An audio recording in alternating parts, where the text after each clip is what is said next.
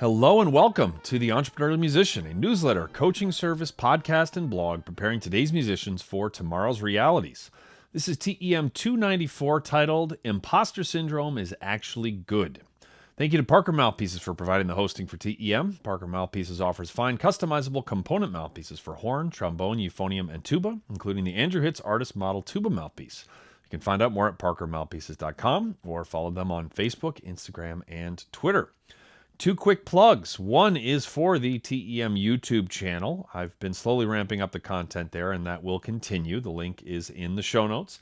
And the other thing is for the newsletter of TEM called the Portfolio Career Playbook, where you can learn all about the skills needed to thrive with a portfolio career. Portfolio career. Do you know how many times I've said that into this mic and I just messed that up?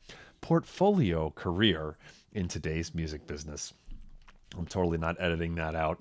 TEM294, Imposter Syndrome is Actually Good. This is an old school TEM short because it is spring break for my wife and my son, and I am busy doing fun stuff all week. We went to New York to take my son to a Broadway show. We're going to Virginia Beach tomorrow. I'm just wedging this at 10 p.m. In between these two shows. Maybe that's why I just mispronounced portfolio. Anyway, first of all, everyone feels imposter syndrome.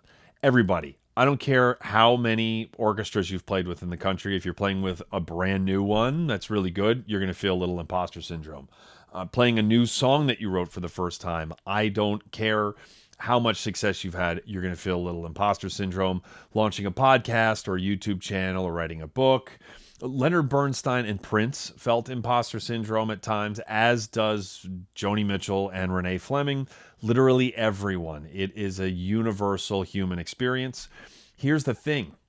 You will never feel imposter syndrome when you are doing what is familiar. If it's a familiar venue that you're playing and you're playing the same music that you usually do, you're giving the same speech for the 18th time, you're teaching yet another lesson on the same materials, you're going to never, ever feel imposter syndrome in those situations.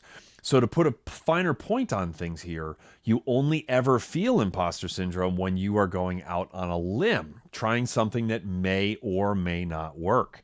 That means that it is a good sign when you feel it. It means you are taking a risk and showing up and trying something new.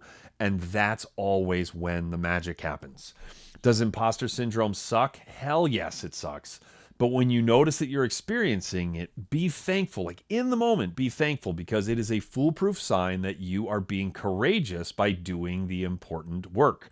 So yay, imposter syndrome, even though it totally sucks. All right, and then the quote is a quick one from KT Tunstall, who is a wonderful musician. Quote, "Life is about embracing the things that make you different, which is often an uncomfortable thing to do." Embrace what makes you different. Don't blend in. Feel that imposter syndrome kick in and know as a result that you are on the right track. It won't be comfortable, but it will be impactful, and income always follows impact.